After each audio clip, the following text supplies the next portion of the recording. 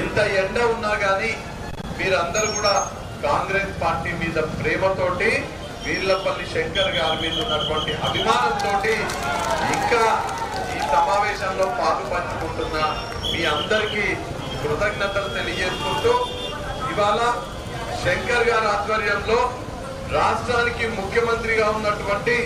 రేవంత్ రెడ్డి గారి అండతో మన షాద్నగర్ నియోజకవర్గాన్ని అన్ని రంగాలలో అభివృద్ధి పరచడంలో వీర్లపల్లి శంకర్ గారు మీ అందరి సహకారాన్ని కోరుతున్నారు. అన్ని రంగాలలో షాద్నగర్ నియోజకవర్గాన్ని కాదు, మరీ ముఖ్యంగా ఈ కొత్తూరు మున్సిపాలిటీని అన్ని విధాలుగా అభివృద్ధి పరచడానికి శంకర్ అన్న రేవంత్ రెడ్డి గారు అండతో కార్యవర్తులై ఉన్నమాట మీకు అందరికీ తెలియజేస్తూ, నాకు తెలిసి ఇక్కడ ఉన్నటువంటి కొత్తూరు మండలంలో ముఖ్యమైనటువంటి సమస్య ఈ ప్రాంతంలో చాలా పరిశ్రమలు ఉన్నాయి, కానీ స్థానికంగా ఉండేటువంటి యువకులకు నిరుద్యోగులకు ఈ కంపెనీలలో సరి అయినటువంటి అవకాశాలు లేక మీరందరూ కూడా ఇబ్బంది పడుతున్నారు అనే విషయం శంకరన్న దృష్టికి మా దృష్టికి కూడా రావడం జరిగింది. ఖచ్చితంగా ఇవాళ తెలంగాణ రాష్ట్రంలో ఉన్నటువంటి ఈ ప్రజాపాలన సాగిస్తున్నటువంటి ప్రభుత్వంలో ఇక్కడ ఉన్నటువంటి పరిశ్రమలలో ఇక్కడ స్థానికంగా ఉండేటువంటి కొత్తూరు మండలానికి సంబంధించినటువంటి యువకులకు నిరుద్యోగులకు వాళ్లకు ఎక్కువ అవకాశాలు వచ్చేటట్టుగా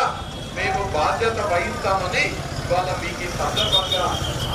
రాష్ట్రంలో ఉన్నటువంటి టిఆర్ఎస్ పార్టీ అధికారంలో, కేంద్రంలో ఉన్నటువంటి బీజేపీ పార్టీ అధికారంలో మన ప్రాంతం నిర్లక్ష్యానికి గురైంది. ఇప్పుడు మన ఈ ప్రాంతానికి అన్ని రంగాలలో న్యాయం చేయడానికి కాంగ్రెస్ పార్టీ వాళ్ళ ముందున్నది. రాష్ట్రానికి ముఖ్యమంత్రిగా మన పాలమూరు ముద్దు బిడ్డ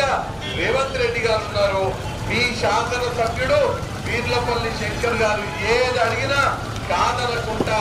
రేవంత్ రెడ్డి గారు చేసి పెడతారనే మాట మీకు ఈ సందర్భంగా తెలియజేస్తూ, ఈ ప్రాంతంలో ఈ మండలంలో ఉన్నటువంటి గ్రామాలకు సాగునీటి వసతి, త్రాగునీటి వసతి కోసం అత్యధిక ప్రాధాన్యత ఇస్తామని, అట్లనే గ్రామాలలో ఉన్నటువంటి రోడ్డు సౌకర్యాలు అన్ని కూడా మెరుగు పరుస్తామనే మాట, బైపాస్ నుంచి ఈ రోడ్డు ఏదైతే ఉన్నదో ఈ రోడ్డు పూర్తిగా అద్దం లెక్క అయ్యేటట్టుగా చేసే బాధ్యత మీ శాసనసభ్యుడు వీర్లపల్లి శంకర్ గారు తీసుకుంటారని ఆల్రెడీ ప్రభుత్వంతో మాట్లాడడం జరుగుతుంది. కావాల్సినటువంటి నిధులు కేటాయింపజేసి ఈ పనులు త్వరితగతిన పూర్తి చేసే బాధ్యత తీసుకుంటామని మాట తెలియజేస్తూ, మీకు గతంలో ఎన్నికల కన్నా ముందు 6 గ్యారంటీలు ఏవైతే హామీ ఇవ్వడం జరిగిందో ఆ 6 గ్యారంటీలలో ఆల్రెడీ మహిళలకు ఫ్రీగా బస్సు సౌకర్యము, అలానే పేదలకు 10 లక్షల ఉచిత ఆరోగ్య సదుపాయాలు, అంటే ఏమైనా కానీ 10 లక్షల వరకు ఫ్రీగా మీకు చేసే రాజీవ్ ఆరోగ్యశ్రీ పథకం 2 అమలైనవి. ఆల్రెడీ కేబినెట్ లో కూడా నిర్ణయం తీసుకోవడం జరిగింది. మీకందరికీ అతి త్వరలో 500 రూపాయలకి సిలిండర్ ఇచ్చే పథకము, అట్లనే ఎవరైతే 200 యూనిట్లకు తక్కువగా కరెంటు వినియోగిస్తున్నారో వాళ్ళందరికీ కరెంటు ఛార్జీలు మాఫీ చేయడం, అంటే మీకు ఉచితంగా 200 యూనిట్ల వరకు కరెంటు సరఫరా చేసే పథకం కూడా తొందరలో వచ్చే నెల నుంచే అమలవుతుందనే విషయం తెలియజేస్తూ, దాంతో పాటు ఎవరైతే వితంతువులు వృద్ధులు ఉన్నారో వాళ్ళందరికీ 4000 రూపాయల పెన్షన్,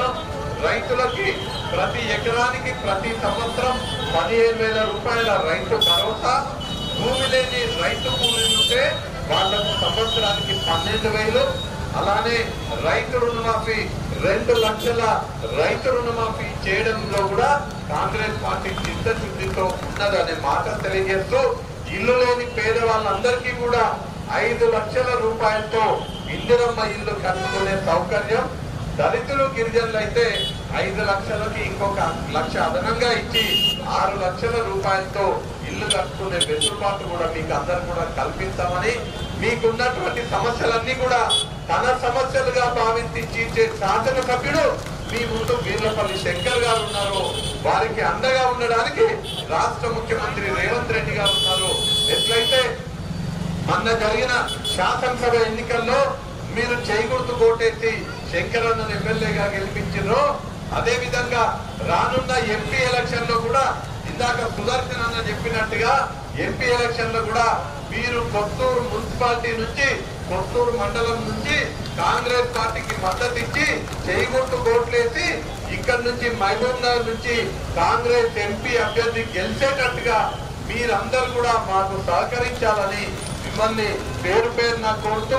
మీరందరూ ఇంత ఎండ ఉన్నా గానీ ఇంత ఇబ్బంది ఉన్నా మీరందరూ ఇక్కడికి వచ్చి మమ్మల్ని ఆశీర్వదించినందుకు మీకు అందరికీ మళ్ళీ ఒకసారి పేరు పేరున కృతజ్ఞతలు తెలియజేసుకుంటూ జై కాంగ్రెస్,